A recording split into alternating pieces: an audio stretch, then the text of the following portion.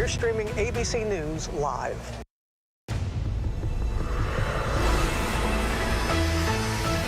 Tonight, demanding action yet again. This is happening in America everywhere and will keep happening until we say enough.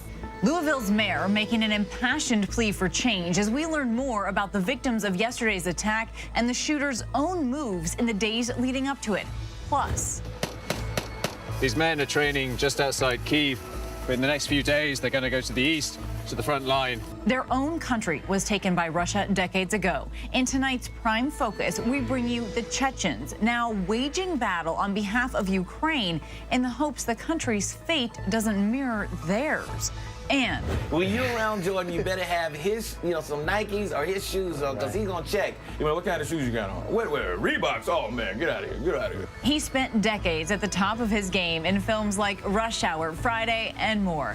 Actor and comedian Chris Tucker sits down with us and opens up about making Air and why this film was so personal.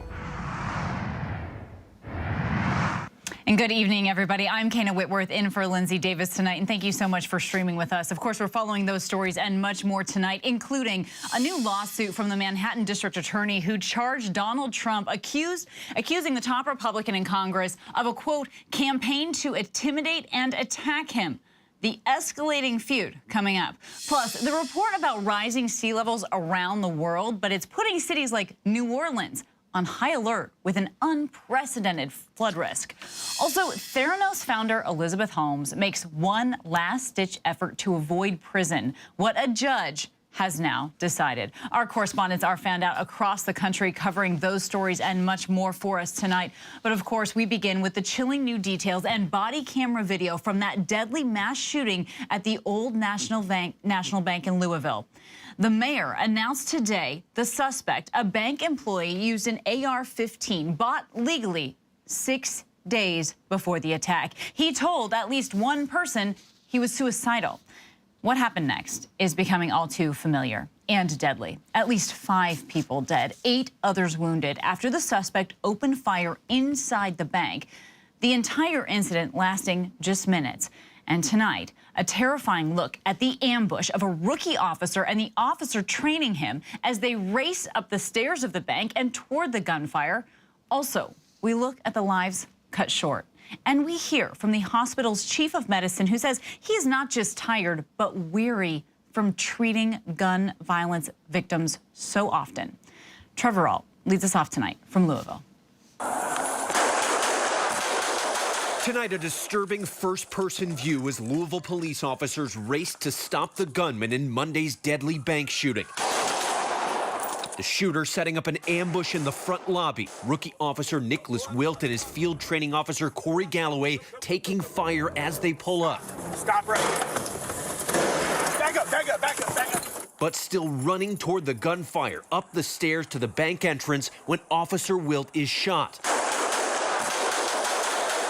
Officer Galloway also grazed by a bullet, finding cover. He's shooting straight through these windows, right towards the officer. Then returning fire, killing the suspect. I think I got him down. I think he's down. Suspect down. Get the officer. Authorities releasing these body camera videos late today. The entire incident lasting just 9 minutes, but there were more than a dozen casualties, 5 people killed. The shooter using an AR-15 he bought less than a week before the attack. He purchased the weapon legally from one of the local dealerships here in Louisville. Authorities say as a current bank employee, the shooter, 25-year-old Connor Sturgeon, walked in through the front door, opening fire in a crowded conference room and live streaming the assault on Instagram. We know he left a note. We know he texted or called at least one person to let them know he was suicidal and contemplating harm. Officials say that rookie officer Nicholas Wilt remains in critical condition, shot in the head just 10 days out of the academy. We heard this was his 4th shift on the job. Is it accurate to say he still did not hesitate in He did not running towards hesitate. this? At all? At all. He was with his field training officer, and he did not hesitate. Tonight, we're learning more about the 5 people whose lives were taken. Josh Barrick had a wonderful sense of humor, was sentimental, and was passionate about life. Deanna Eckert is being remembered for how good and sweet she was and generous. Tommy Elliott was an incredible friend. Governor Andy Beshear saying he was one of the people I talked to most in the world. Juliana Farmer's family telling us she was a beautiful person that loved her family and friends. And Jim Tutt was incredibly compassionate and had a teacher's heart. And speaking today, the chief of medicine at the hospital treating the victims, saying he's grown weary after years of gun violence. I'm a doctor. I don't know what the answers are. But to everyone who helps make policy, both at state, city, federal, I would simply ask you to do something. Because doing nothing, which is what we've been doing, is not working. We have to do something. A plea echoed by many across the country, and Trevor Ault is joining us now from Louisville. So, Trevor, the mayor also said transparency is important, especially in a time of crisis, and he talked about that as they released this video, which is hard to watch. But we also heard a lot of praise for the quick response of those officers. Definitely, Kana. We've been hearing that praise since we first learned about this massacre here. And the deputy chief, as he was going through the video today, noted that once these officers arrived on scene, there were no other civilian casualties. He also specifically praised Officer Wilt, that brand new officer. He said, in just his fourth shift on the job, he had nothing to rely on but just his training and his character. And he chose to run into the line of fire to save other people's lives. And now, Kana, the city has a vigil planned for tomorrow night. They're going to honor the victims there. Kana. Wow. Incredible bravery as part of his character. Trevor, our thanks to you. An attempted bank robbery resulted in a hostage situation and a tense standoff with police. This happened in Northern Virginia today. Arlington County police arrived to a Wells Fargo bank in the neighborhood of Clarendon, where police say the suspect had barricaded himself inside the bank with 5 hostages, including a child. This was after implying he had a gun and demanding money. The suspect was seen taken out in handcuffs after a short standoff, and no injuries were reported. Also, a massive fire in Richmond, Indiana is forcing evacuations tonight. The fire at a recycling plant is right there on the state line with Ohio, and you can see it filled the sky with a huge column of black smoke. More than 2,000 residents have been urged to leave their homes. Others are being told to shelter in place. Here's our Alex Perche. Tonight, more than 2,000 Indiana residents urged to evacuate after a massive fire at a recycling plant. We're probably going to need to evacuate this park over here. Fire's right on the wood line. Billows of thick black smoke rising into the air. The National Weather Service releasing these satellite images showing the smoke from the sky. And we got ambers and everything else flying over. County officials saying reports started coming in around 2:40 this afternoon about the fire at this recycling facility 70 miles outside of Indianapolis. Firefighters now battling the flames, concerned that the fire could spread, leading to evacuations within a half mile. The mayor stating, "We have a serious large-scale fire. Many units are on scene. Please avoid this area if possible, as it is dangerous." Residents outside the evacuation zone asked to shelter in place. We want everyone to limit their exposure to that black smoke and stay far away from the area. Not only is it a dangerous area right now, but you're limiting your exposure to this black smoke is the best thing for your health. And our thanks to you for that, Alex. Also tonight, 1 week now after former President Trump pleaded not guilty to 34 felony counts, the Manhattan DA who brought those charges is suing one of Trump's most devoted allies in Congress. And ABC News is learning the DA has received multiple death threats. Here's ABC's senior investigative reporter, Aaron Katursky. Tonight, 1 week after former President Trump sat in a Manhattan courtroom facing 34 felony charges, District Attorney Alvin Bragg is taking one of his main allies in Congress to court, accusing Republican Jim Jordan of interfering in the criminal prosecution. This is ridiculous. The country understands it, and that's why we are trying to get information and answers to key questions from District Attorney Bragg. The lawsuit says Congress has no power to supervise state criminal prosecutions and accuses House Republicans of engaging in a campaign of harassment.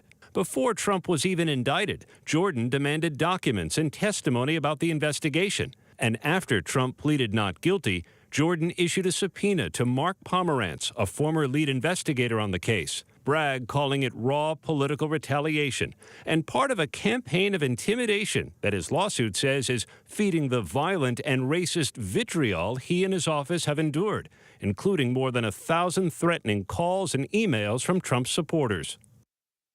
And Aaron Katersky is joining us now. So, Aaron, we know the court will hold a hearing on the DA's motion. So what's the latest on that? Do we have timing?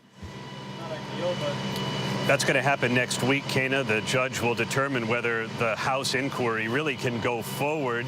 And we've heard from Jim Jordan saying they're reviewing the Manhattan DA's lawsuit. They haven't had a chance to go through it yet, so we'll see how they might respond. But before a hearing even starts, Jim Jordan's supposed to be here in New York with Republican members of the Judiciary Committee, holding his own hearing on what he calls Alvin Bragg's pro-crime policies.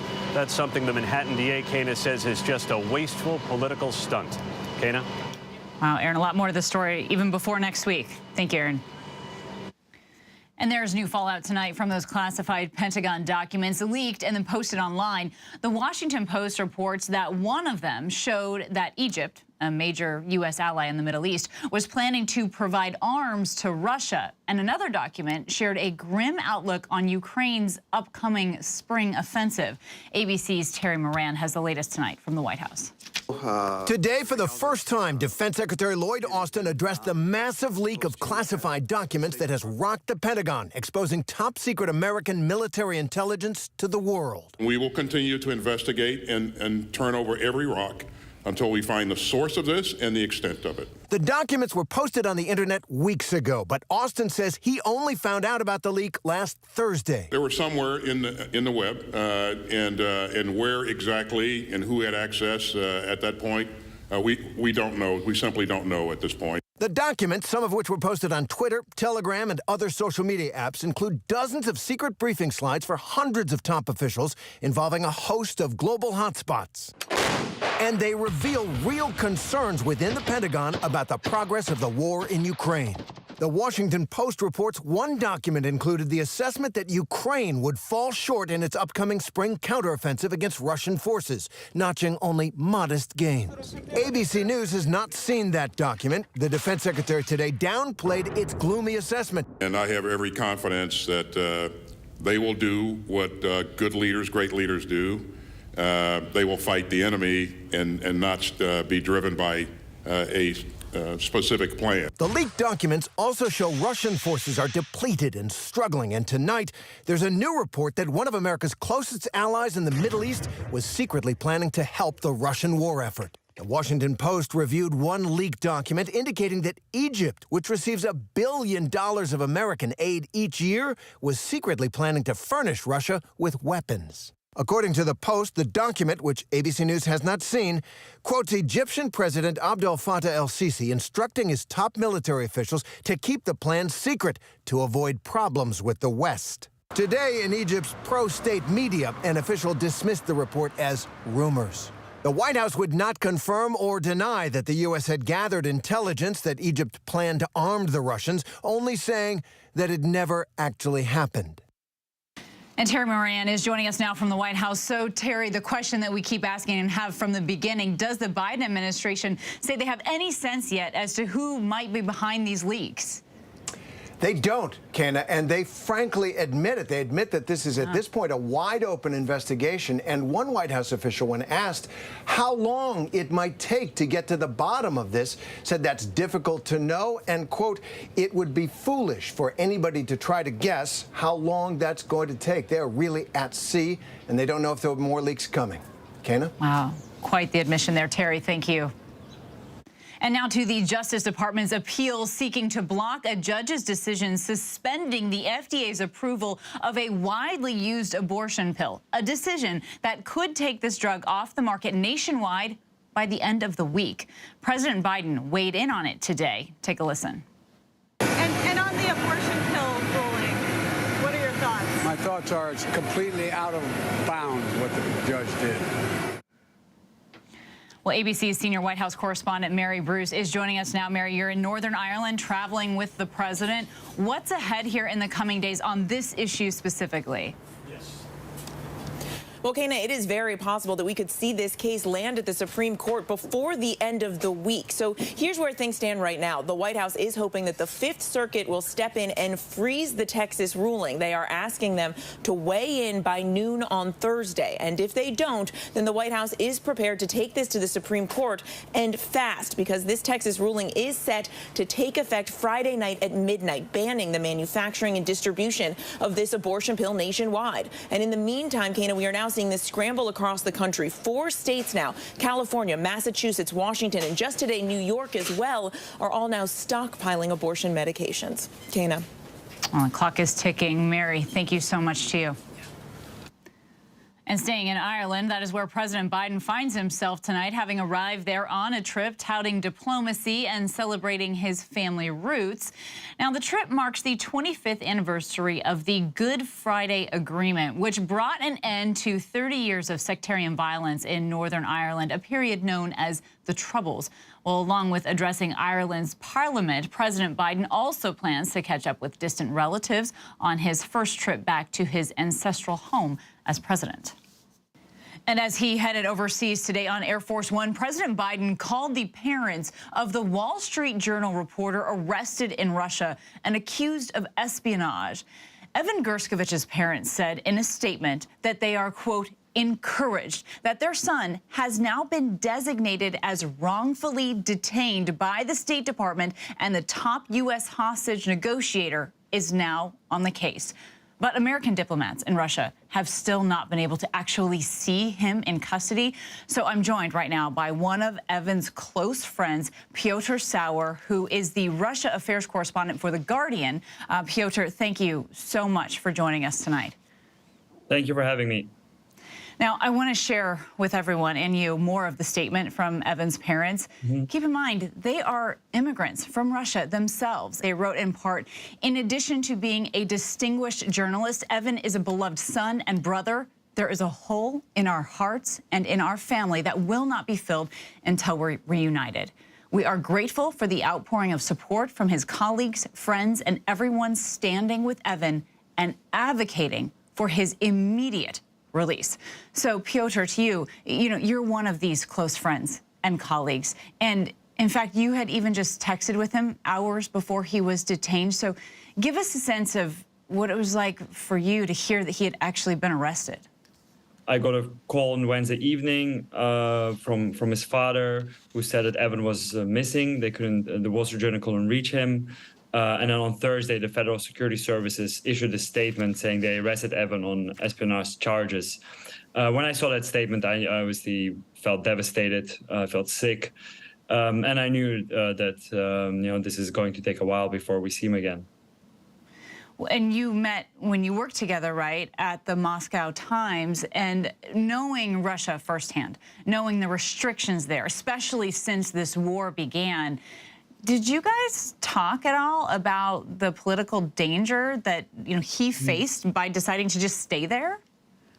Yes, of course. We talked a lot about what it was like reporting in Russia after the start of the war. I myself left, but Evan was accredited with the foreign ministry. He had all the right papers. He was allowed to be there, and he always told me, as long as I'm accredited, as long as I am able to do my work, I will be reporting on Russia. He thought it was super important for him to be in the country and to tell the world what was going on. Of course, he felt slight unease about being there. He said that he felt that sometimes he was being followed, but no one could imagine that Russia would go this far and accuse him of these bogus charges of espionage. Do you know, did he ever at any point actually consider leaving? Especially after Brittany Griner. And then, of course, we know that Paul Whelan is still there. What was it that drove him to stay? Well, I think it was just a professional duty. He's a journalist, a very good one. He thought, as I said, he thought this is what I have to do. No one benefits from Russia being a black box. And he did feel safe having the documents, being accredited and working professionally by the book, as Evan always did. So I think, this is just a huge shock for us because this is unprecedented. No one could really see this coming. Russia hasn't arrested a journalist on espionage charges since 1986. And this is a long road here. So he's going to be held until a hearing at least till May 29th. His detention could be extended. Again, a long road ahead, but there's a lot of work that's being done to get him home. Are you optimistic? Do you think that this can be resolved? I mean, as you said, the case might take a long time. Espionage cases usually take months, if not longer, unfortunately. All we can do right now is talk about Evan, keep him in the news, tell him what an amazing journalist, friend, son, brother he was and is. We set up an email address where people can send letters to. He's received over 600 letters already from the whole world. So, we need to make sure he feels he's not alone, he's not forgotten. And I'm sure eventually, everything will be fine and we'll get him out. And, this outpouring of support we're seeing right now, it really shows just what a good guy he is. I really appreciate you guys spending so much time on Evan, and I hope this will continue going forward. It certainly will. His name will be in our headlines. We promise you that. Piotr, thank you so much for your time tonight. Thank you so much. I'll still ahead here on Prime. Video captures the terrifying moments after a child fires a gun inside a home. We'll talk about who police are charging. But next, in our Prime focus, Ukraine has received funds and weapons in its fight against Russia, but not many boots on the ground. ABC's Patrick Reevell introduces us to the Chechens who are volunteering on the front lines. Do you dream of being able to go to Chechnya? Of course, our objective is to liberate Ukraine and after to liberate Chechnya. Whenever news breaks, the crush of families here in Poland. Here in Kentucky, no match for the tornado. From Monterey Park, California, on the ground in Ukraine. Reporting from Uvalde, Texas. ABC News Live is right there everywhere. From the scene of that deadly missile strike in Dnipro, Ukraine. Reporting from the earthquake in Turkey. From Charleston, South Carolina, on the 2024 campaign trail. From Kathmandu, Nepal. In Truckee, California, covering record snowfall. Traveling with the president in Mexico City. Wherever the story. Here at this airport in Tampa, it's already shut down. Reporting from the nurses on the picket line. Reporting from Jerusalem. Here at 10 Downing Street in London. Streaming live to you. Wherever the story is. Wherever the story is. Wherever the story is. We're going to take you there. You're streaming ABC News Live. ABC News Live. You're streaming ABC News Live. ABC News Live. Streaming free everywhere. America's #1 streaming news. With so much happening these days, it's hard to keep up. Things change hour by hour, minute by minute. The historic weather that's now unfolding. The worries on Wall Street. We're bringing you the Right Now. But a nationwide teacher shortage. The Right Now look at the day ahead. An alert this morning for dog owners and the key takeaways from the biggest stories.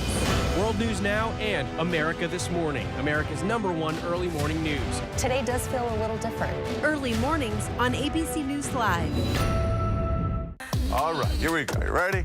Let's do it. Yes, it's the show America wants and America needs right now. This is What Would You Do? Let's go. How are you? How cute. Yes. So what will you be watching Saturdays on ABC News Live? What would you do? Hey, I guess I just found out. The What Would You Do Marathon, 2 to 6 Eastern, every Saturday on ABC News Live. My favorite show. And welcome back. In Ukraine's ongoing battle for its sovereignty, it has found mass global support when it comes to funds and weapons. But when it comes to boots on the ground, few have stepped up. However, some exceptions to that have been the Chechen fighters. In the 1990s, it was Chechnya fighting against Putin's Russia, and today they are on the front lines with the Ukrainian soldiers. In tonight's Prime Focus, ABC's Patrick Reevell takes us inside this volunteer brigade.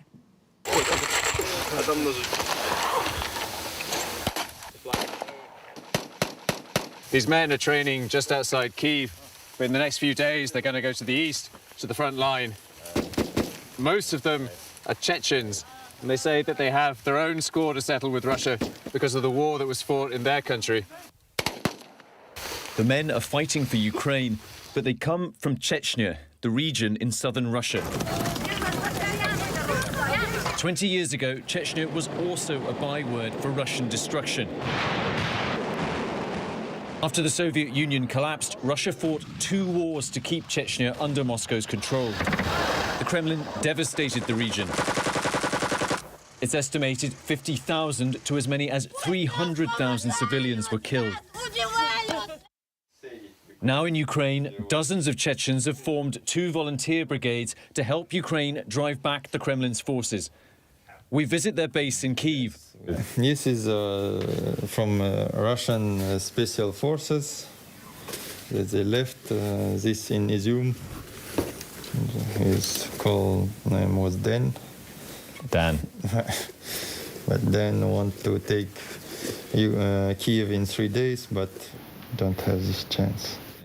This fighter goes by the call sign MAGA. He says he's one of around 50 Chechens in his group. What is happening in Ukraine now? It's the same thing that happened to Chechnya. And all this occupation, all these massive graves, all this genocide of civilians. MAGA and his comrades have been fighting since the first days of the war. These videos show them under shell fire outside Kyiv. Since then, they've fought in most of the key battles of the war,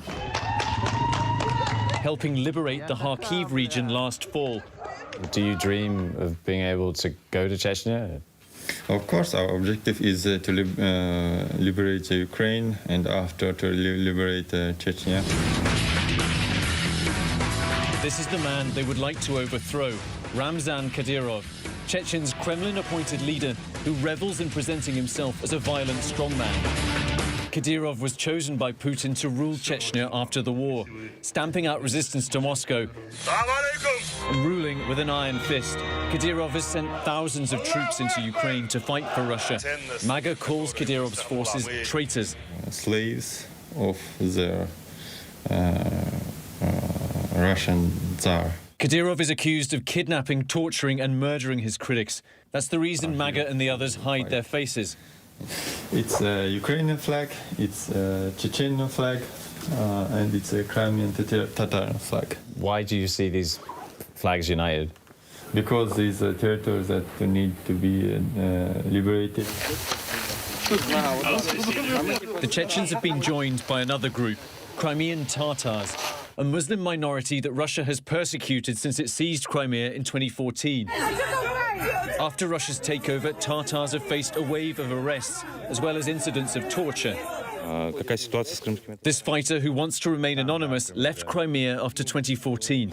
У нас любимая тема экстремизм, терроризм. Всех крымских татар, в принципе, которые неугодные принимают, приезжают в ФСБ. Много кто сидит, много кто диссиденты по факту уже, много кого осудили. Ukraine's unexpected success in the war has given rise to talk that was unthinkable before the invasion, that Ukraine will try to take back Crimea. Last year's attacks on the Crimean bridge linking Russia to the peninsula has fueled those hopes. In your view, do you think it's possible for Ukraine to retake Crimea? Да, конечно, дело времени. It's a question of time. Да. Дело времени, это, безусловно, дело времени. Просто сейчас тяжеловато. Но я думаю, что в скором времени это все произойдет. When you say it's a question of time, do you mean is it this year or is it years to come? Нет, не знаем, сколько лет. Ну, я точно не знаю, сколько лет. Я в этом не могу вам ответить. Но надеюсь, что в скором времени. Хочется вернуться домой, хочется посетить могилы своих предков, помолиться, увидеть родных, увидеть близких, увидеть те места, где ты жил, родину своих предков. The Crimean fighters, like the Chechens, hoping the war will bring them closer to going home. Oh, it was incredible reporting there by Patrick Reevell. Our thanks to you. We still have a lot more to get to here tonight. A judge deciding whether Elizabeth Holmes will be allowed to stay out of prison pending her appeal, or if she'll have to report for her 11-year sentence. Also, he's known for his roles in comedies and action films, but he is bringing a little more drama with his latest role. Chris Tucker tells us what it's like to portray one of the real-life Nike employees who helped create the Jordan brand. But up next, Tupperware. Well, it was once a path for women to make their own money, but now funds are running low for the company. We take a look at Tupperware's troubles by the numbers.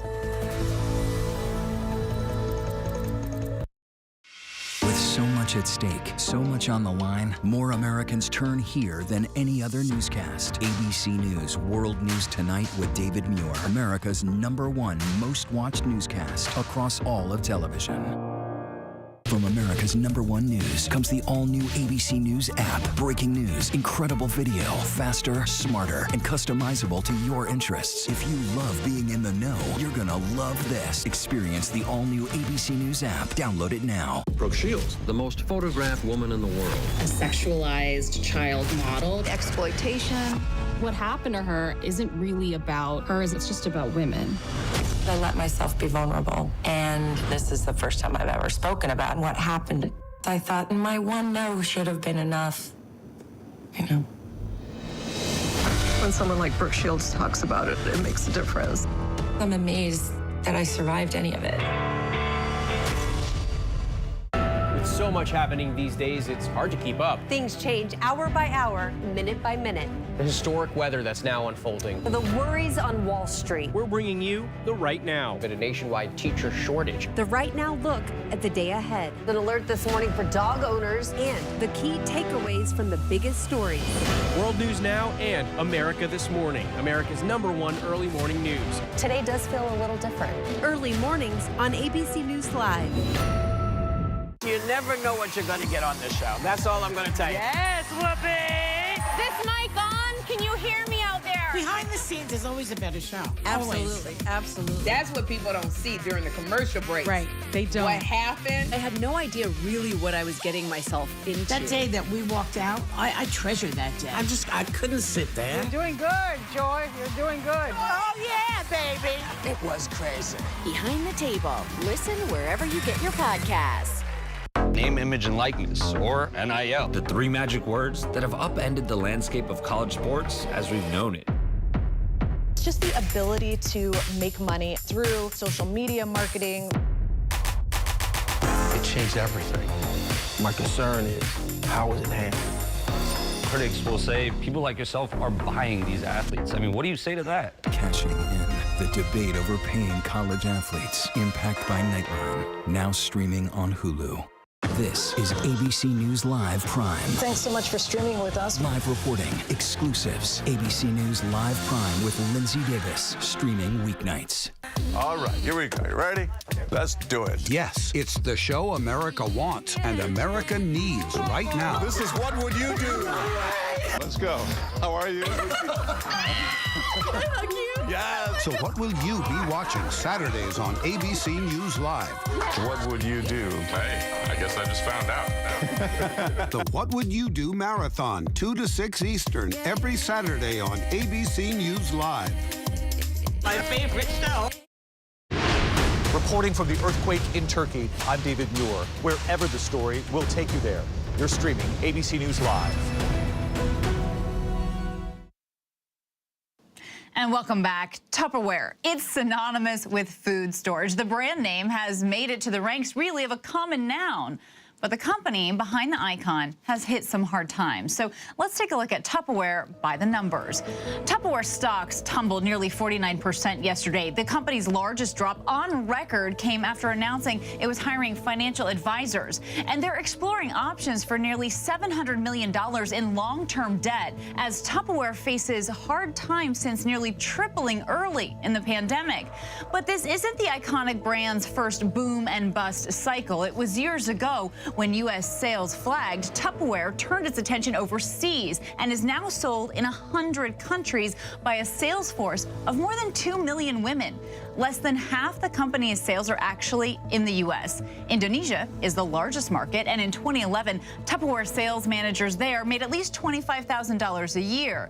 For comparison, it's $3,000 a year. That's the average teacher salary at the time. Now, the company calls it the Tupperware effect, financing and training women in business and then watching them become leaders in their families and their communities as a result. Well, we have a lot more to get to here tonight on Prime. He starred in some of the most loved franchises of the past few decades, and now he is teaming up with other big stars to tell part of Michael Jordan's life story. We catch up with Chris Tucker on the personal connection he had with this latest role. Also, she grew up in a small town, but now Shea Coulee is taking the world by storm. We speak with her about being a drag icon, bringing her gifts to the Marvel universe, and the attacks on the LGBTQ community. We've been here. We have been here since the beginnings of time. We're not going anywhere. What does it take to be America's #1 news? It takes asking the straightforward, tough questions.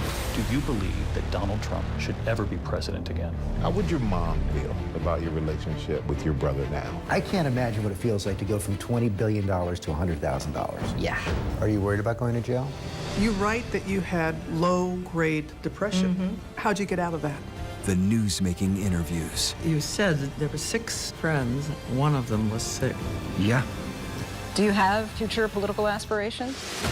Going to the front line. The search for survivors. How does this war end? And getting to the heart of the story. Thank you for being here. We'll be here for the long run. ABC News, #1 in the morning, the #1 newscast, #1 in daytime talk, Friday nights, Sunday mornings versus the competition, and the #1 streaming news. Thank you for making ABC News America's trusted, straightforward first choice. With so much happening these days, it's hard to keep up. Things change hour by hour, minute by minute. The historic weather that's now unfolding. The worries on Wall Street. We're bringing you the Right Now. Been a nationwide teacher shortage. The Right Now look at the day ahead. An alert this morning for dog owners and the key takeaways from the biggest stories. World News Now and America This Morning, America's #1 early morning news. Today does feel a little different. Early mornings on ABC News Live. This is ABC News Live.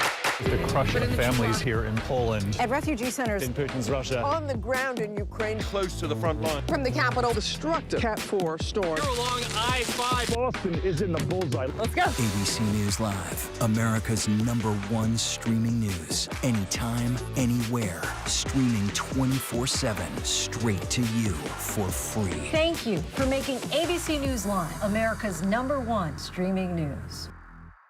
Name, image, and likeness, or NIL. The 3 magic words that have upended the landscape of college sports as we've known it.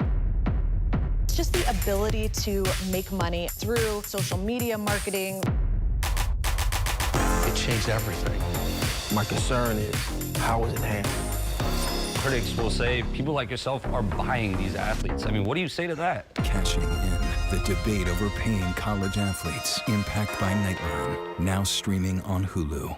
Get ready, America, every Friday. The hottest trends, styles, and must-have. What's the right stuff to buy right now? I really love that. It's time to buy the right stuff. Yes! And save big time, too. The right stuff. Fridays on GMA. You're gonna love it. 13 women opened their doors to the man who would end their lives. Truth and Lies, The Boston Strangler, the new true crime podcast series. Listen now wherever you get your podcasts and watch Boston Strangler starring Keira Knightley, streaming on Hulu. All right, here we go. You ready?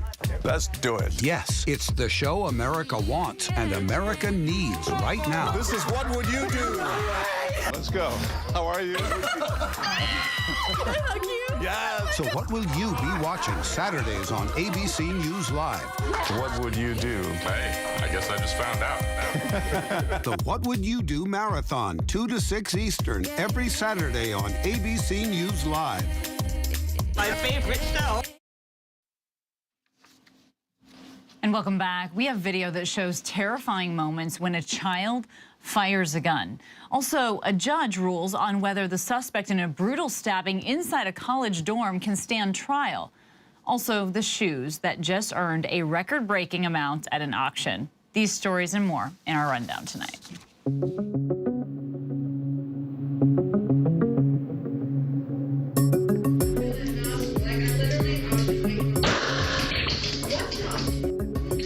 A Columbus, Ohio man charged in connection with those harrowing moments caught on video. A young child finding a gun in a couch cushion and firing it, nearly pointing it at himself. Matthew Rivas pled guilty to 2 counts of negligent storage of a firearm, 1 count of child endangerment. The city attorney said the incident caused burns and short-term hearing loss for the child.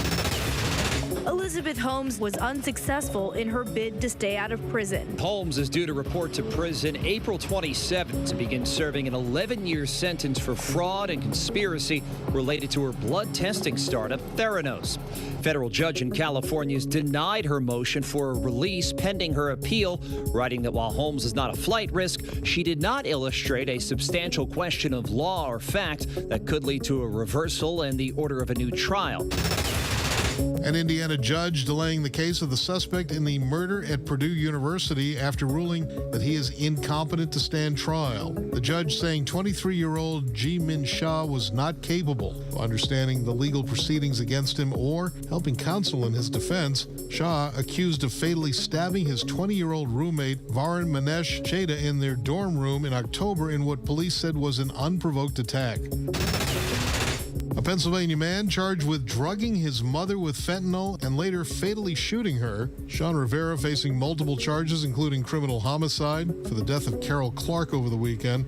Bucks County District Attorney's Office saying it concluded Rivera had diluted fentanyl in his mother's iced tea, which officers said left her conscious but lethargic, and drove her to a shed early Sunday where he shot her multiple times and left her. 14 states have banned nearly all access to abortion after the Supreme Court overturned Roe v. Wade nearly a year ago. New estimates from research project WeCount, obtained exclusively by 538, show around 66,000 people have been unable to receive a legal abortion in their home states. An estimated 35,000 of them traveling out of state for an abortion, while the remaining 31,000 were likely left without access to legal abortion at all, either continuing their pregnancies or getting an abortion another way. The auction for a pair of Michael Jordan's shoes he wore in Game 2 of the 1998 NBA Finals is over. The signed Air Jordans sold at Sotheby's fetched a record $2.238 million. The Jordan 13s were worn when the basketball icon scored 37 points in a Bulls win over the Utah Jazz. Jordan and the Bulls would go on to win the title that year for Jordan's 6th and final NBA championship. Oh, those iconic Jordans. And coming up, we will speak with actor Chris Tucker about his role in Ben Affleck's new film Air, which is the story of how Nike's partnership with Michael Jordan really forever changed that shoe game. But first, there's a new report out about rising sea levels, and it reveals that it's a lot worse than many scientists actually thought, and it's putting cities like New Orleans at risk. ABC News' Lionel Moyes has the story. A new study warns sea levels are rising in the South, accelerating rapidly since 2010, putting tens of millions in the path of future floods. We haven't seen anything comparable over the past century. The study's co-author says sea levels along the southeast and Gulf Coast are rising at rates unprecedented in at least 120 years, rising nearly 5 inches just since 2010. That's about double the average global rate. Sea levels are not only increasing along the coast there, but it extends into the adjacent North Atlantic Ocean and into the Caribbean Sea. Humans in part to blame for the rising sea levels due to greenhouse gases and aerosols. We could attribute approximately 40% of the acceleration to man-made climate change, but 60% of it is natural climate variability, natural ups and downs that always occur. Researchers say hurricanes have been more severe in recent years due to higher sea levels and storm surge, including Hurricane Michael in 2018. It's been very traumatic. I can't hardly eat, and I can't hardly sleep. It's unthinkable. Michael hit Florida's panhandle as a Category 5, and Hurricane Ian last year claimed the lives of more than 100 people in Florida. I don't have a house. I don't know where to go. I don't know where to live. Wow, Lionel Moyes, our thanks to you.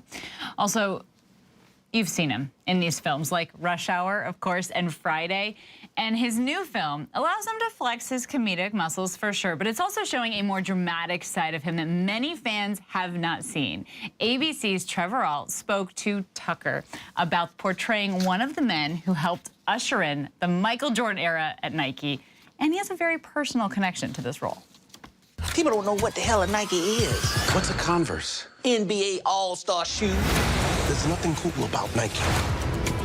You would have to have a pretty compelling pitch. I can tell them the one thing the other companies can't compete with. I need the greatest basketball shoe that's ever been made. Who's the player? Michael Jordan. Chris Tucker, a pleasure to talk to you. I've been waiting to do this since I was a teenager. This means a lot to me to have you in here. I've heard you say about this role in Air that this is the kind of role that you have been waiting for. Yes. Why is that? You know, it had so many different things, to it. You know, Ben Affleck, great director, great actor, Matt Damon, those guys, it was so much fun to work with. They gave me all the freedom I wanted to create this role because it wasn't in the movie at first. Ben Affleck went down to Michael Jordan's golf course and asked him, what would you like in this movie? Michael said, all I care about, maybe you could have my, Viola Davis play my mother, and you got to have Howard White in the movie because he's a big part of Nike and the Jordan brand. And then I got this call from my agent saying that there's a part Ben Affleck wants you to play, but it's not much to it. But then when I heard about Howard White, who's a friend of mine, I said, wait a minute, let me call Howard and maybe something can come out of this. And I think it was just kismet. So I had got all this information and I just wanted to embody his spirit, his dialect, and put it in the movie, man. And yeah, it turned out. Yeah, I mean, he was a pretty talented basketball player himself, right? Yeah, he blew out his knee in high school and then blew out the other one in college. That's why basketball wasn't fun to him anymore. And he taught the person who took his position in college, he taught him how to play his position, and he wasn't a selfish person, and he was a giving person. I found that from so many people, and yeah, I just wanted to embody that. And then the same guy who he taught his position to in college told him about the Nike job. So that's how he moved all the way out to Portland and became executive at Jordan at Nike. Running the Jordan brand. You think Phil gonna go for that? But you like the idea, right? The idea of Michael Jordan? Yeah. What you gonna offer? The whole budget. As in nobody else getting no money. Phil is gonna fire you. Well, I can handle Phil. Let's say you get Phil. How the hell you gonna get Michael? So you know Howard. You also know Michael Jordan. Yes. Also, yes. I've seen you share the photo of the two of you together. I mean, how far back does that relationship go? Well, I think I met him around '97. And man, he used to do this camp up in Santa Barbara for all the kids. A basketball camp. I heard about the camp. And get to meet him, man, and get my autograph and stuff, and then I'll get my son an autograph. I forget about him. I just like, hey, can I get an autograph, Mike? Just to get close to him. And then one time we went out to dinner after the camp, and he couldn't find his car. He rode in the car with me, and I'll never forget that. He was like, "It's your car. This is a nice car. This is just a nice car." It was a Bentley, and I was looking at him like, "I'm never selling this car ever. Michael Jordan, this is my car. Watch your knees, Mike. Watch your knees." So it was just so much fun, man. I think a lot of people, a lot of actors maybe, might hear, oh, I've got to write my own role, and the plot is kind of already set, so it can't really impact the plot. And they might be hesitant, but it seems like you really kind of relish that opportunity to make your mark on it in an interesting way. I mean, what's the secret to writing something? If you can't change the structure of the plot, how do you still make sure your character is memorable and your scenes really stand out? For me, I always want to, for an actor, you want to enhance the role. So it takes a lot of work. I had to lock myself in a hotel room for 20 days to, dissect it and put, those scenes in where they need to be and the dialogue and stuff like that. But it gets fun, and then you're just extra prepared when you get on the set. And Ben Affleck and Matt Damon, I mean, oh man, those guys so talented. And, I call Ben a player coach because he's an actor and he's a director. Right. So he understands, how we think in actors, and especially comedic actors. They work with Robin Williams and Good Will Hunting. So they understand our minds a little bit, coming from the comedic world, Away from movies, though, I mean, you've been busy. We got the stand-up comedy, obviously. The Chris Tucker Foundation, though, yes. I know you're also very involved with that. What's going on there? We have a golf tournament every year, and we do stuff with homeless ministries, scholarships for kids, and all types of stuff. So it's a great thing. I traveled the world with so many great people, great foundations, delegations, and my mom's was like, why don't you do something, on your own and do a foundation? And then I started a foundation, Chris Tucker Foundation, and there we go. You've had I think it's fair to say a couple iconic roles, like Rush Hour, everybody knows. FBI, take a picture. It's okay, wait a minute. I'm Miss Parker. Friday, everybody knows. And I think with actors, actresses, it can go either way with either they're happy to be recognized as that forever, or they might be like, you know, that's the past, I'm doing new stuff now. It does seem like you really relish and are grateful for the fact that people still appreciate those roles all these years later. Oh, yeah, because that's, I mean, you know, you never know what a movie will do, but you just try to do your best, and then it takes a life of its own. So, yeah, I definitely do. I appreciate every minute, every quote, every, people want me to do another one, you know, another Fridays. I love it. You know, I definitely appreciate it. Yeah. There's a lot of asked about the reboots. I see you getting asked about rebooting Rush Hour and Friday all the time. Yeah, it is. It is, and I never thought about doing sequels, never really wanted to do sequels. I always wanted to do, that's why I never did a Fridays back then, because I was like, do a good job and then move on to the next movie. And so, you know, with the Rush Hours, you know, that's kind of different. It's action, so hopefully we can do another one. I love Jackie Chan, big fan and friend now, so it'll be fun to do another one. I've had friends of mine that work in advertising that have done some work with Nike and with Jordan and made the mistake of showing up with the wrong shoes. Yeah, that's right. When you're around Jordan, you better have his, you know, some Nikes or his shoes on, because he's gonna check. You know, what kind of shoes you got on? Wait, Reeboks? Oh man, get out of here, get out of here. Send them away. I see you got the Jordans on today. Oh yeah, they take care of me. I call them every day. I need some shoes, man. I'm doing some press, man. You know, I got an excuse, yeah. But he's a lot of fun, though, yeah. Chris, a pleasure to talk to you. Thank you, man. Thank you, same here. Thank you. Oh, that's so good. And our thanks to Trevor Alt. Air is now playing in theaters. Also tonight, she calls her drag a love letter to Black women. And now Shea Coulee is taking her talents to the Marvel Universe. This performer, who grew up in Warsaw, Indiana, a city of less than 16,000 people, has brought millions into what Rolling Stone referred to her as her queer, creative, underground world. ABC's Will Gans sat down with Shea, who is currently on tour, for an in-depth conversation on her art, the attacks on the LGBTQ community, and family. The moves, gravity-defying. The looks, iconic. The music, streamed by millions. Shea Coulee. And the crown, hard-earned. There can only be one. My queen! My name is Shea Coulee, and I didn't come to play. I came to slay. Slaying is my superpower, you know? I'm all about taking out self-doubt and just like replacing it with nothing but confidence and light. Confidence and light in and out of drag. At the base level, what is drag to you? Drag is really just expanding upon your own like inner superhero and like manifesting it into reality through makeup, hair, costume, stage performance. We caught up with Shea at drag bar staple The Rosemont in Williamsburg, Brooklyn. I know you can't say much. What does it mean to you to bring Shea Coulee to such a massive franchise like Marvel? For me, it was like stepping into Oz. From superstar to superhero, Shea is about to jump onto the small screen in the upcoming Disney Plus series Ironheart and bring new representation as the first drag queen to join the Marvel Cinematic Universe. And the story is incredible, and I just cannot wait for the audiences to see it. Shea Coulee, yay or nay? Bachelorette parties at drag shows. Ooh, yay. As long as they're respectful, yay. Ticketmaster's handling of the Renaissance tour. Nay, it was hard for me to get it. Nay, I'm just gonna say that. Yay or nay, Angela Bassett did the thing. Angela Bassett did the thing. Oh, yay, all the way. Yay, yay. Yay or nay, Drag Race superfans? Yay. Marvel superfans? Yay. TBD, but yay for now? Yeah, TBD, but yay.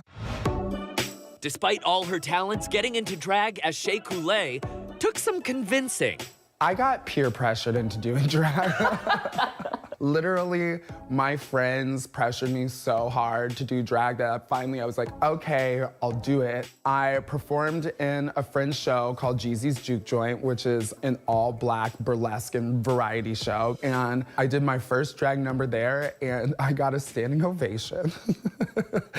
And I was literally just all like, I think the folks really like me in drag, and you know, the rest is all history. From Jeezy's Juke Joint to RuPaul's Drag Race. Sasha Velour, Shantae Houston. Win or lose, Shea has given us iconic moments in drag TV history. I just remember thinking to myself, I didn't know that we were doing reveals today. Surprise, yeah. Today is like not going to be the day where you come out of this situation with a crown, but I already was just all like, this isn't the end for you. Shea went on to win RuPaul's Drag Race All-Stars Season 5. And now for a different kind of performance as a musical artist.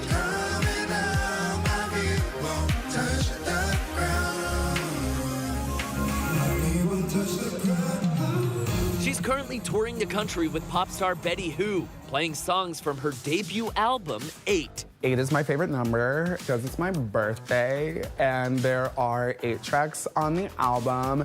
And then when you say it together, it says Shea Coulee 8, which is a colloquialism for those who don't know about doing a fantastic job, doing something really well, and leaving no crumbs, you know? It's also, is it kind of Beyonce related? I mean, if she was 4. Oh my God! Really? Is this the first time that's coming up?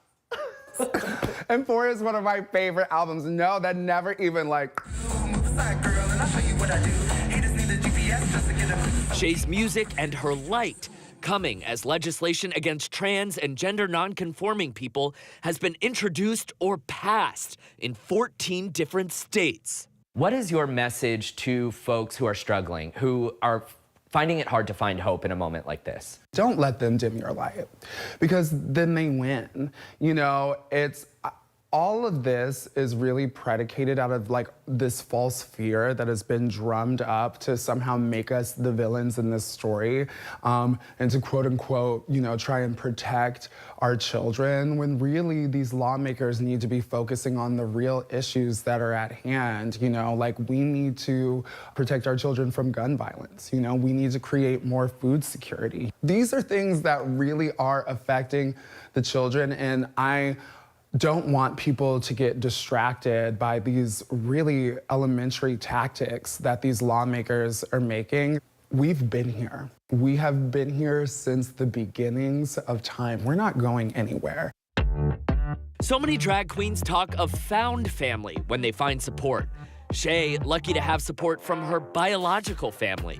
I grew up, you know, deep in the church. And so one thing that I find really interesting, especially when people try and use their religion as an excuse to condemn LGBTQIA people, I feel like my mom is such a beautiful representation and example of the fact that you can be deep within your faith and understand that like love should always be at the core.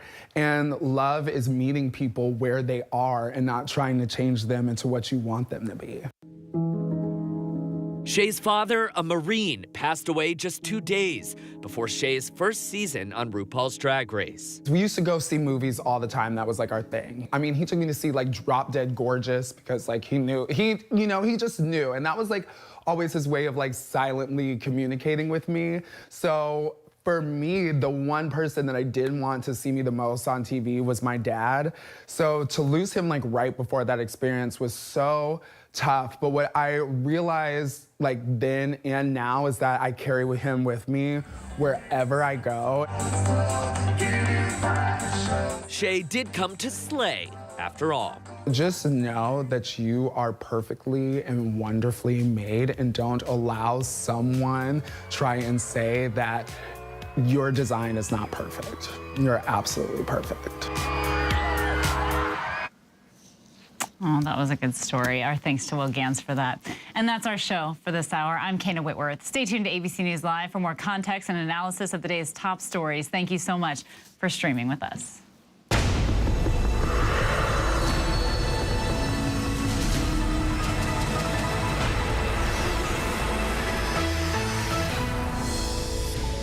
And coming up in the next hour, the troubling water levels at the Colorado River, the proposals now being made to turn things around, and why the governor of Texas is pushing to pardon a man convicted of murder before he's even sentenced.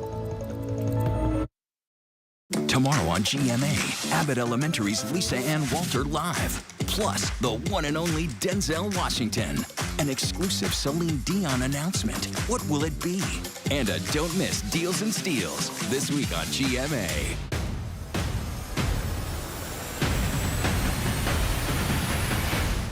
Right now in America, with so much at stake, thank you for making ABC's This Week America's #1 news and politics show on Sunday mornings.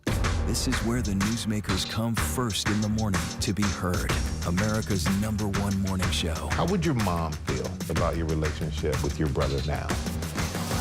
I can't imagine what it feels like to go from $20 billion to $100,000. Yeah. Are you worried about going to jail? You write that you had low-grade depression. How'd you get out of that? Wherever the story, ABC's Good Morning America is right there.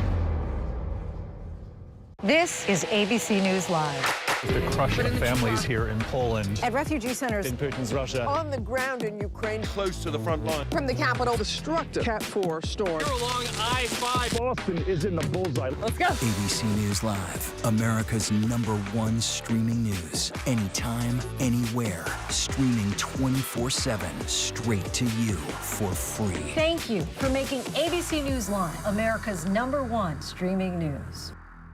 You never know what you're going to get on this show. That's all I'm going to tell you. Yes, Whoopi! This mic on? Can you hear me out there? Behind the scenes is always a better show. Absolutely, absolutely. That's what people don't see during the commercial break. Right, they don't. What happened? I had no idea really what I was getting myself into. That day that we walked out, I treasured that day.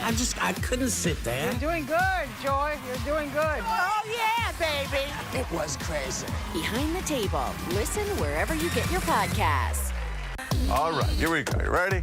Let's do it. Yes, it's the show America wants and America needs right now. This is What Would You Do? Let's go. How are you? Yes. So what will you be watching Saturdays on ABC News Live? What would you do? Hey, I guess I just found out. The What Would You Do Marathon, 2 to 6 Eastern, every Saturday on ABC News Live. My favorite show. Name, image, and likeness, or NIL. The 3 magic words that have upended the landscape of college sports as we've known it. It's just the ability to make money through social media marketing. It changed everything. My concern is, how is it handled? Critics will say people like yourself are buying these athletes. I mean, what do you say to that? Cashing in the debate over paying college athletes. Impact by Nightline. Now streaming on Hulu. Reporting from Monterey Park, California, I'm Robin Roberts. Wherever the story is, we're going to take you there. You're streaming ABC News Live. Hi, everyone. I'm Kana Whitworth, and thank you so much for streaming with us. And we're monitoring several developments here at ABC News at this hour, starting with the Interior Department has laid out 3 possible options for addressing record low water levels along the Colorado River, including potentially docking a serious amount of water from the state of California. The scenarios are like this. 1. Rely on the 7 states that take the water from the river to come to a deal without federal intervention. 2. Reduce the amount of water available based on each state's water rights seniority. And 3, evenly spread the cuts across all of the states. The Biden administration has said they will lay out a new plan by the end of the year. And just over half of U.S. adults say prescription medication used for abortion should be legal, according to Pew Research poll that was released today. The opinion is the most split among Republicans and Republican-leaning independents. So to break it down, 43% of conservatives say the pills should be illegal, while 24% say it should be legal. But if you look among the moderate and liberal Republicans, 50% say that it should be legal, and 20% say it should be illegal. And the 2024 Democratic National Convention will be held in Chicago. In a statement released today, the committee said they're returning to the Midwest, an area they called, quote, a critical Democratic stronghold. The Republicans are also focusing in on the Midwest, and they have already announced Milwaukee as their choice. And next to the chilling new details and body camera video from that deadly mass shooting at the Old National Bank in Louisville. The mayor announced today the suspect, a bank employee, used an AR-15 that was bought legally just 6 days before the attack. He told at least one person he was suicidal. Trevor Ault has more tonight from Louisville. Tonight, a disturbing first-person view as Louisville police officers raced to stop the gunman in Monday's deadly bank shooting. The shooter setting up an ambush in the front lobby. Rookie officer Nicholas Wilt and his field training officer Corey Galloway taking fire as they pull up. Stop right here. Back up, back up, back up, back up. But still running toward the gunfire up the stairs to the bank entrance when Officer Wilt is shot. Officer Galloway also grazed by a bullet, finding cover. He's shooting straight through these windows, right towards the officer. Then returning fire, killing the suspect. I think I got him down. I think he's down. Suspect down. Get the officer. Authorities releasing these body camera videos late today. The entire incident lasting just 9 minutes, but there were more than a dozen casualties, 5 people killed.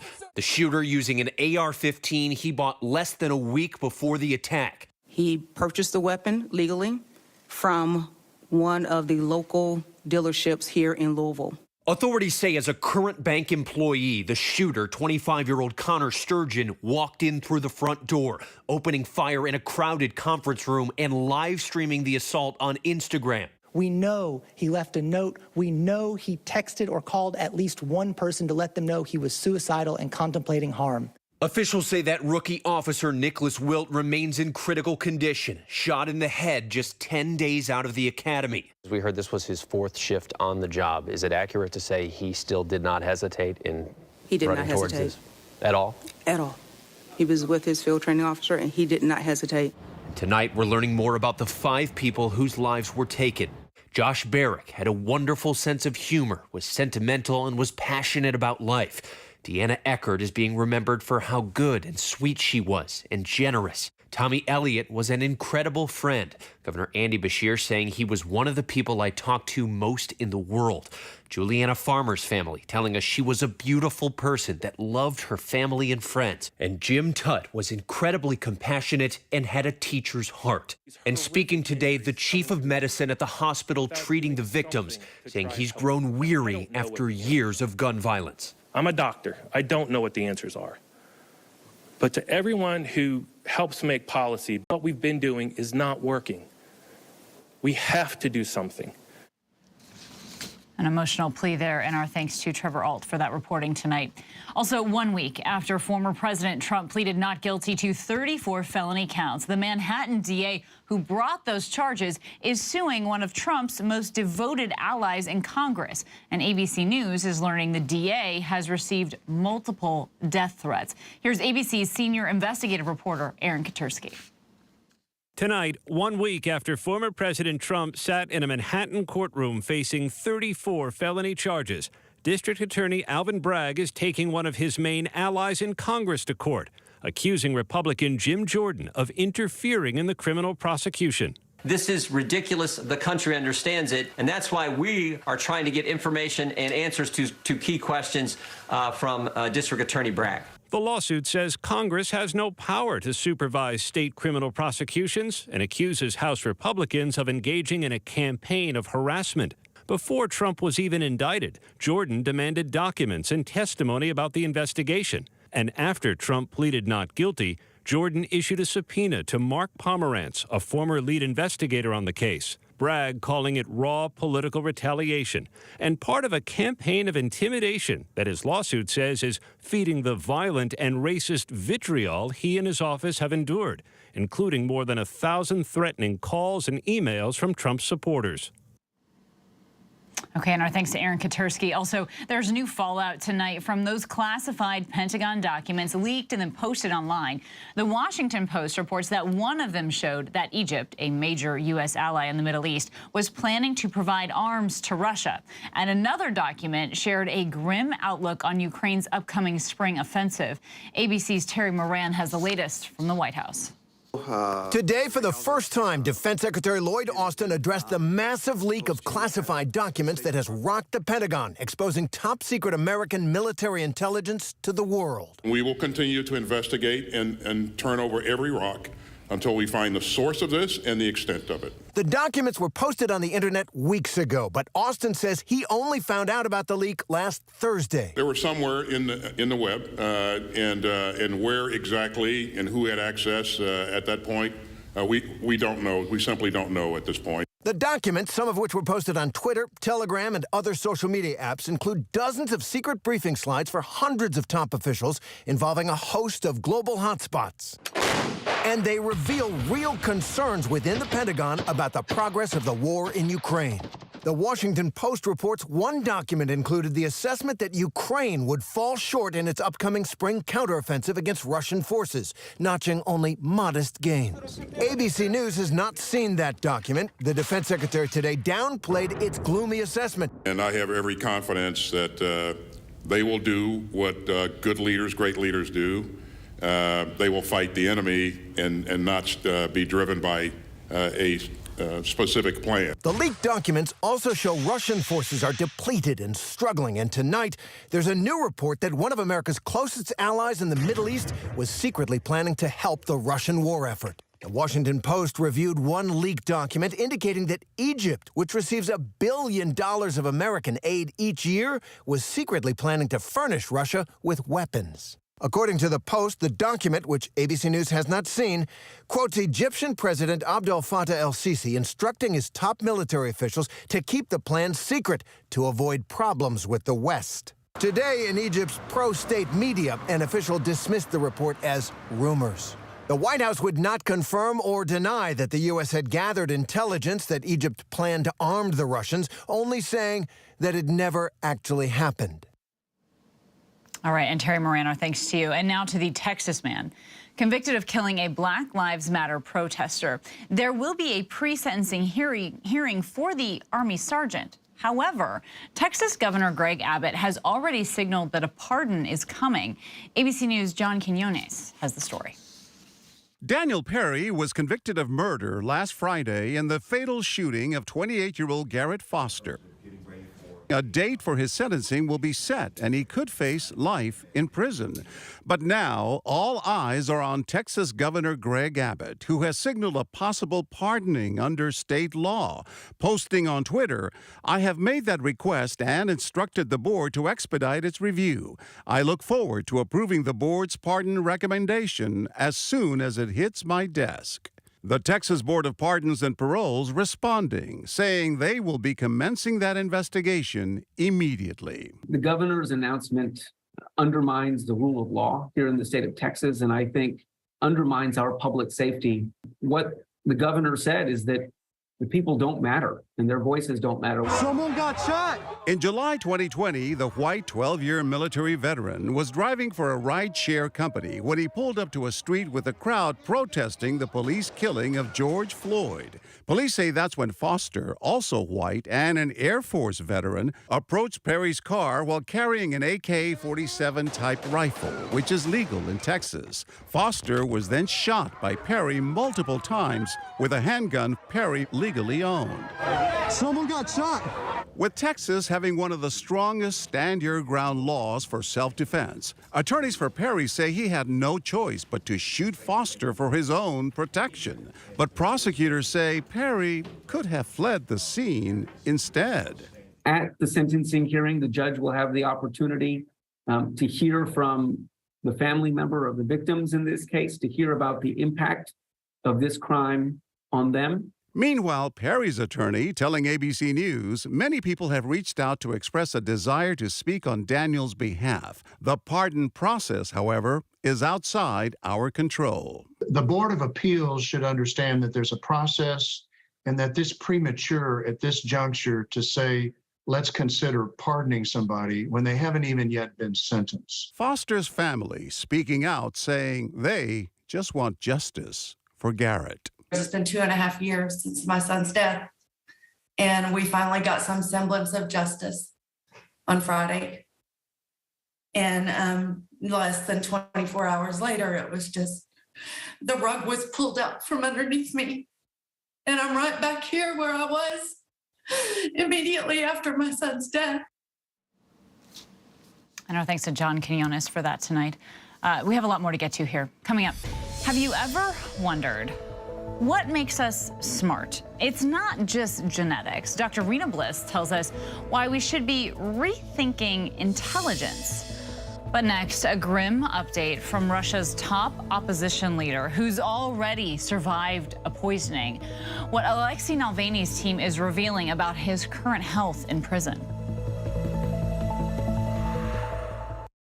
Whenever news breaks, the crush of families here in Poland. Here in Kentucky, no match for the tornado. From Monterey Park, California, on the ground in Ukraine. Reporting from Uvalde, Texas. ABC News Live is right there everywhere. From the scene of that deadly missile strike in Dnipro, Ukraine. Reporting from the earthquake in Turkey. From Charleston, South Carolina, on the 2024 campaign trail. From Kathmandu, Nepal. Truckee, California, covering record snowfall. Traveling with the president in Mexico City. Wherever the story.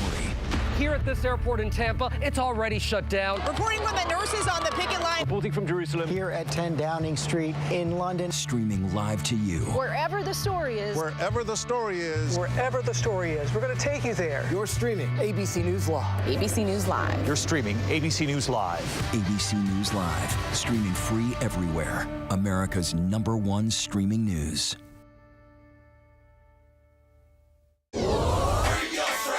Bring them on. If only there was a place in the morning to start my day. With a smile, somewhere to help me get in the know. A place as spectacular as, well, me. I think we might know a place, right, guys? Bring your friends. Oh, wait, there is. Good morning, America. GMA, 7A, every day. Boom, boom, boom. Good morning, Michael. Good morning, Robin. Good morning, America. How are you? Boom. Now that's how you start your day, people. All right, here we go. You ready? Let's do it. Yes, it's the show America wants and America needs right now. This is What Would You Do? Let's go. How are you? Can I hug you? Yes. So what will you be watching Saturdays on ABC News Live? What would you do? Hey, I guess I just found out. The What Would You Do Marathon, 2 to 6 Eastern, every Saturday on ABC News Live. My favorite show. Reporting from Memphis, I'm Rob Marciano. Wherever the story is, we'll take you there. You're streaming ABC News Live.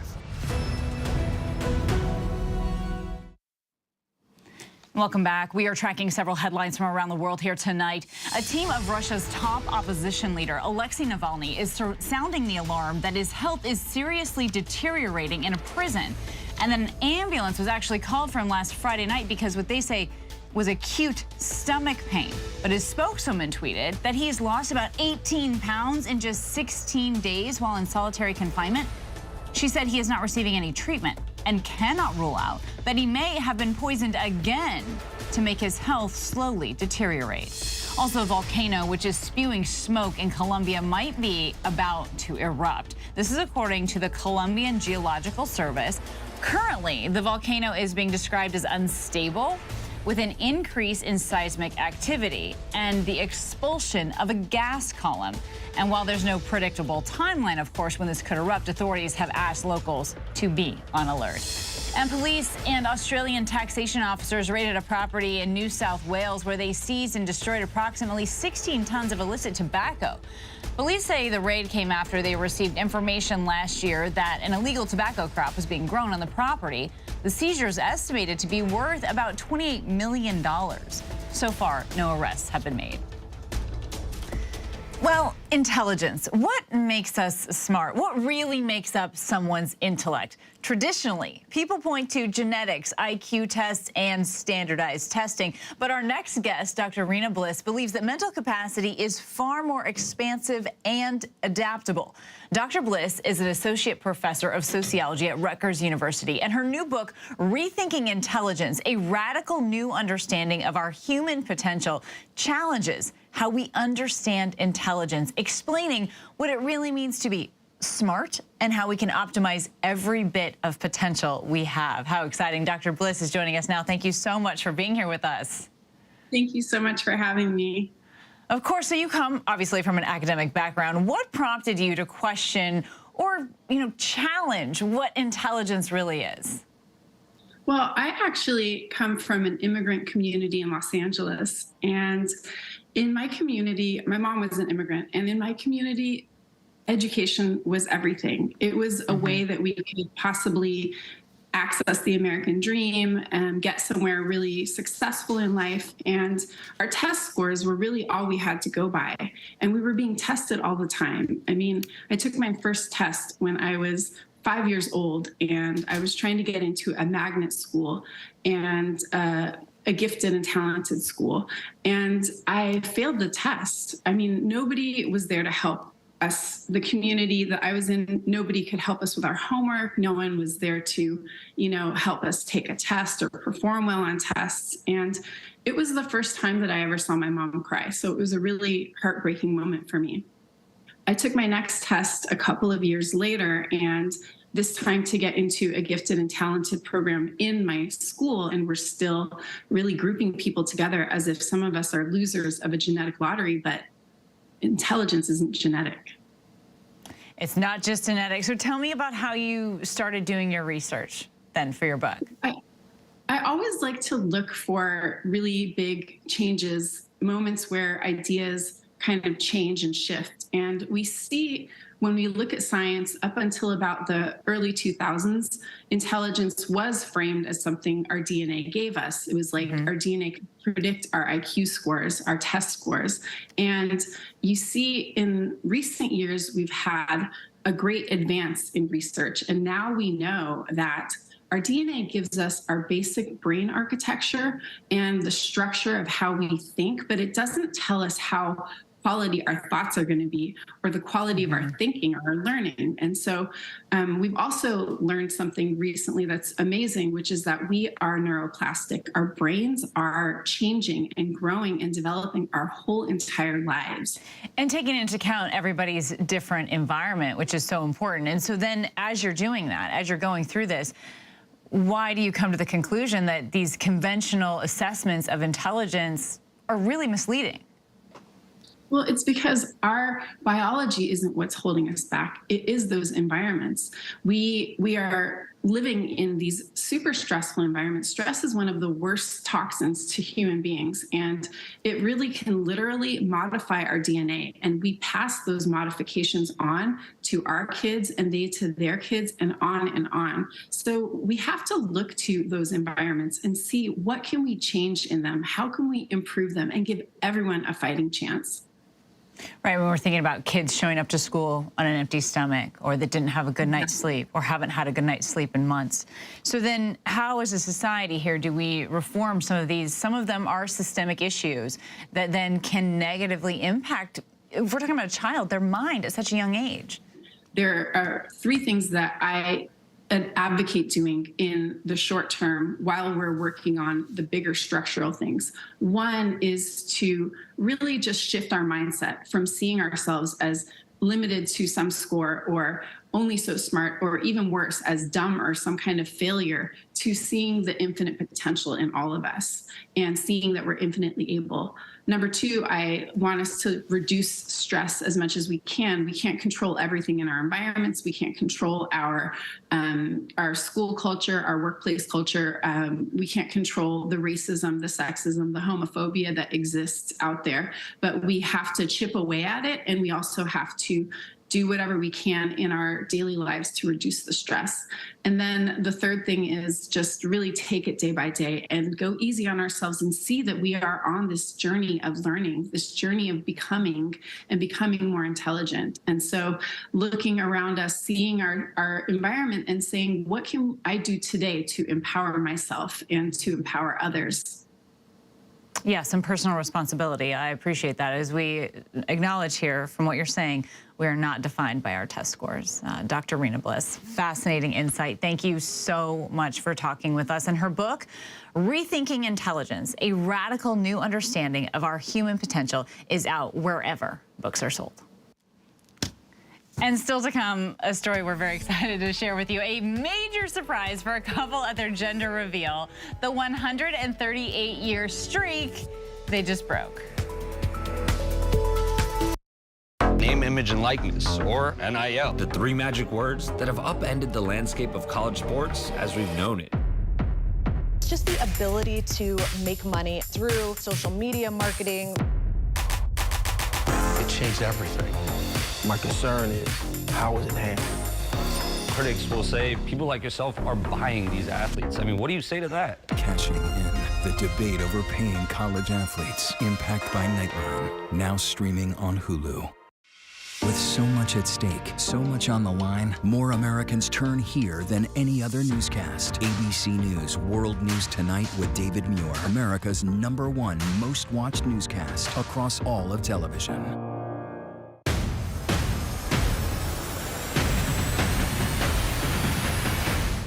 Right now in America, with so much at stake, thank you for making ABC's This Week America's #1 news and politics show on Sunday mornings. All right, here we go. You ready? Let's do it. Yes, it's the show America wants and America needs right now. This is What Would You Do? Let's go. How are you? Yes. So what will you be watching Saturdays on ABC News Live? What would you do? Hey, I guess I just found out. The What Would You Do Marathon, 2 to 6 Eastern, every Saturday on ABC News Live. My favorite show. And finally tonight, a Michigan couple welcomed a baby girl into their family. You might be thinking, this is the first time it happened in their family in more than 130 years. Our Eva Pilgrim has their story. 3, 2, 1. The Clark family gender reveal party was expected to be a foregone conclusion. For Andrew Clark and his side of the family, it always turned blue. I have 2 brothers, and they've both had 2 sons. My dad had 3 boys. His dad had 3 boys, which is my grandpa. And then my great-grandpa had 4 boys. My great-great-grandpa had 2 boys. And then my great-great-great-grandpa, he had 5 children. The first 4 were boys, and the last female in our lineage was born in 1885. But the Michigan family gathered in their living room, biting into cookies that revealed they would finally be having a girl, breaking the family's more than 130-year streak. We kind of feel privileged and a little bit special that we were chosen to have a girl for whatever reason. Andrew explaining there were a couple of cousins and uncles that have had girls, but none in his direct line. I never thought it'd be a possibility to have a girl. So when it was pinked, we were overwhelmed and just joyful. And then came the big task of deciding on a name for her. The Clarks say they didn't know where to start. We had a list of boy names, not a single girl name, and when we found out it was a girl, it was a struggle to come up with a name that we both agreed upon. 3-week-old Audrey was born on St. Patrick's Day, their lucky charm, bringing a new generation of girl power. It's incredible being a girl dad. I didn't think it was going to be a possibility, so it would never cross my mind, and I just get so happy just looking at her. She's beautiful, so lucky. I love that story. Wow, congratulations to them, and thank you, Eva. That's our show for tonight. I'm Kena Whitworth. ABC News Live is here for you all night with the latest news, context, and analysis. And you can always find us on Hulu, Roku, the ABC News app, and of course, on abcnews.com.